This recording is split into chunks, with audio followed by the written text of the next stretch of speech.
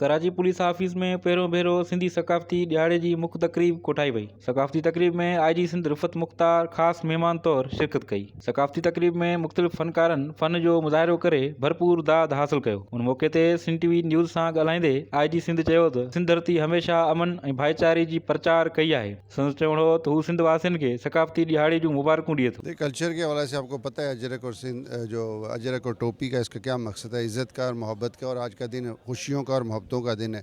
मज़लूम औरतें क्या सारे जितने भी मज़लूम हैं उनके लिए हम सारे मौजूद हैं और ये आज पैगाम है उनके लिए करेंगे। लेकिन ओवरऑल मैसेज यही है, तमाम के लिए मोहब्बत है और तमाम के लिए प्रोटेक्शन है।